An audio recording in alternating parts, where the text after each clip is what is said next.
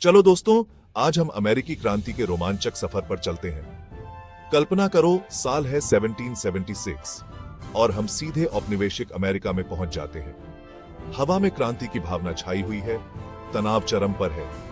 हमारा पहला पड़ाव फिलाडेल्फिया में कॉन्टिनेंटल कांग्रेस। यहां हम मिलते हैं जॉर्ज वॉशिंगटन से। वो लंबे और दृढ़ निश्चयी खड़े हैं।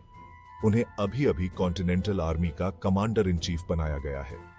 वॉशिंगटन का नेतृत्व बहुत अहम है और आप उनके कंधों पर जिम्मेदारी का बोझ महसूस कर सकते हैं। अगला पड़ाव बंकर हिल की लड़ाई। तोपों की गड़गड़ाहट से जमीन हिल रही है और बहादुर सैनिक जमकर लड़ रहे हैं। इस अफरा तफरी के बीच हम वो मशहूर हुक्म सुनते हैं, गोली मत चलाना जब तक तुम उनकी आंखों की सफेदी ना देख लो।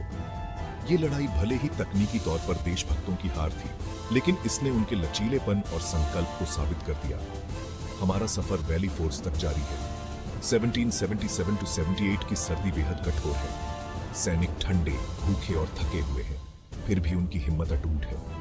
यहीं हम वॉशिंगटन के नेतृत्व और बैरन वॉन स्टुबेन के महत्वपूर्ण प्रशिक्षण को देखते हैं, जिसने कॉन्टिनेंटल आर्मी को एक अनुशासित सेना में बदल दिया। अब चलते हैं यॉर्कटाउन की घेराबंदी की तरफ। साल है 1781 और अमेरिकी और फ्रांसीसी सेनाएं मिलकर ब्रिटिश जनरल कॉर्नवालिस को घेर रही हैं। ढोल की आवाज और संगीनों की चमक से हवा भरी हुई है। ये घेराबंदी एक निर्णायक मोड़ है जो अंततः ब्रिटिश सेना के आत्मसमर्पण की ओर ले जाती है। जीत अब बस हाथ भर दूर है।